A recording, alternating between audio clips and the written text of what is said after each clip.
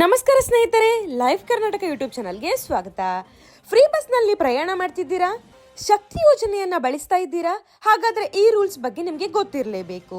ಇಲ್ಲ ಅಂದ್ರೆ ಮುಂದೆ ಬಸ್ನಲ್ಲಿ ಜಗಳ, ಸೀಟ್ನ ಗೊಂದಲ ಅಥವಾ ನೇರವಾಗಿ 1,000 ದಂಡ ಬಿದ್ದರೂ ಆಶ್ಚರ್ಯ ಬೇಡ.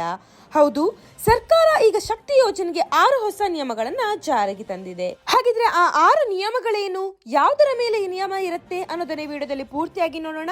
ಅದಕ್ಕೂ ಮುಂಚೆ ಈ ವಿಡಿಯೋ ಇಷ್ಟ ಆದಲ್ಲಿ ಸಬ್ಸ್ಕ್ರೈಬ್ ಮಾಡಿ.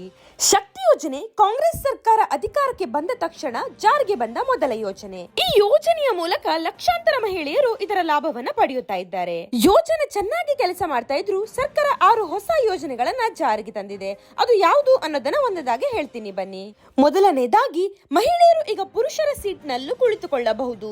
ಪುರುಷರು ಮಹಿಳೆಯರ ಸೀಟ್ ನಲ್ಲಿ ಕುಳಿತುಕೊಂಡರೆ 1,000 ರೂಪಾಯಿವರೆಗೂ ದಂಡ ಬೀಳಬಹುದು. ಆದರೆ ಪುರುಷರ ಸೀಟ್ ಖಾಲಿ ಇದ್ದಾಗ ಮಾತ್ರ ಮಹಿಳೆಯರು ಆ ಸೀಟ್ ನನ್ನ ಬಳಸಬಹುದು. ಮುಂದಿನದು, ಸೀಟ್ ನಿಯಮ ಉಲ್ಲಂಘನೆ ಮಾಡಿದ್ರೆ ನೇರವಾಗಿ 1,000 ಪೆನಾಲ್ಟಿ ಬೀಳಬಹುದು.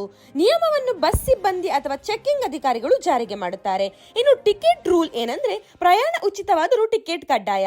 ಟಿಕೆಟ್ ತೆಗೆದುಕೊಳ್ಳದೆ ಪ್ರಯಾಣ ಮಾಡಿದರೆ ಅದು ನಿಯಮ ಉಲ್ಲಂಘನೆ. ಇನ್ನು ಕೊನೆಯದಾಗಿ, ನಿರ್ದಿಷ್ಟ ತೂಕದವರೆಗೆ ಮಾತ್ರ ಲಗೇಜ್ ಕೊಂಡೊಯ್ಯಬಹುದು. ಅದರ ಮೇಲೆ ಬಂದರೆ ಹೆಚ್ಚುವರಿ ಮೊತ್ತವನ್ನು ಪಾವತಿಸಬೇಕಾಗುತ್ತೆ. ನಿಮ್ಗೆ ಈ ವಿಡಿಯೋ ಇಷ್ಟ ಆದಲ್ಲಿ ಸಬ್ಸ್ಕ್ರೈಬ್ ಮಾಡಿ. ಧನ್ಯವಾದಗಳು.